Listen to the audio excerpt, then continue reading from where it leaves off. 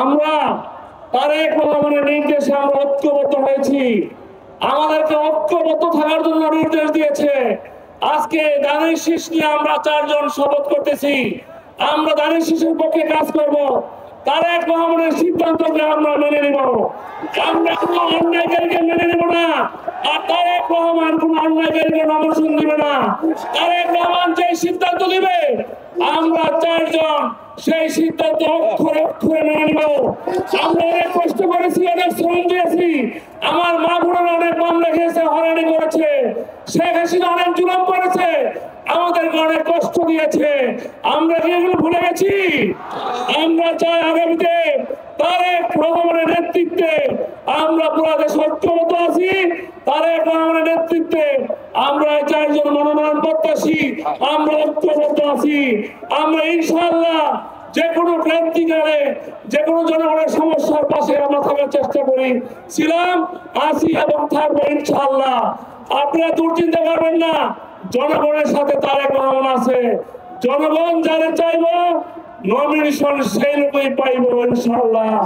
তারেক রহমানের জনগণের বাইরে যাবে না, যাবে না, আমি কথা দিলাম। তারেক রহমান জনগণের পাশ বুঝে, যে ভালো, যে জনগণের পাশে থাকতে চায়, যে জনগণের পাশে থেকে জনসভা করতে পারে, যে দেশের জন্য কাজ করবে, যে দেশের কল্যাণে কাজ করবে, সেই লোককে আমাদের পার্টির ভারপ্রাপ্ত চেয়ারম্যান নমিনেশন দিয়ে দিবেন ইনশাআল্লাহ। আমরা বিশ্বাস করি।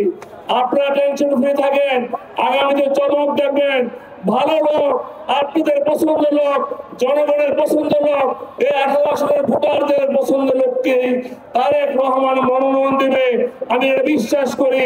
এবং আপনারা দোয়া করবেন যেন ভালো লোককে আল্লাহ রব্বুল আলামিন নমিনেশন দেয়।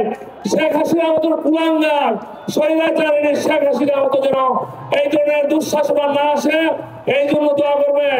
আমার নেত্রী খালেদা জিয়ার জন্য দোয়া করবেন, আমার নেতা ভারপ্রাপ্ত চেয়ারম্যান তারেক রহমানের জন্য দোয়া করবেন। আল্লাহ রাব্বুল আলামিন ওনাকে যেন বাংলাদেশে এনে আমাদের জনগণের পাশে থাকতে পারে, সে মুক্ত করে দেয়। বিএনপি হাল ধরতে পারে, অনেক কষ্ট দিয়েছে শেখ হাসিনা, আমাদেরকে অনেক জুলুম করেছে, আমরা কিন্তু ভুলে যাই নাই। আল্লাহর রহমতে আগামী ফেব্রুয়ারি যে নির্বাচন হবে, বাংলাদেশ জাতীয়তাবাদী দল বিএনপি ভারপ্রাপ্ত চেয়ারম্যান তারেক রহমানের নেতৃত্বে বাংলাদেশে অবশ্যই একটা সুন্দর সুষ্ঠু নির্বাচন হবে, এবং সেই নির্বাচনে ইনশাআল্লাহ বাংলাদেশের জনগণের ভোটে, বাংলাদেশের মানুষের সমর্থনে ইনশাআল্লাহ বিএনপি ক্ষমতা আসবে ইনশাআল্লাহ।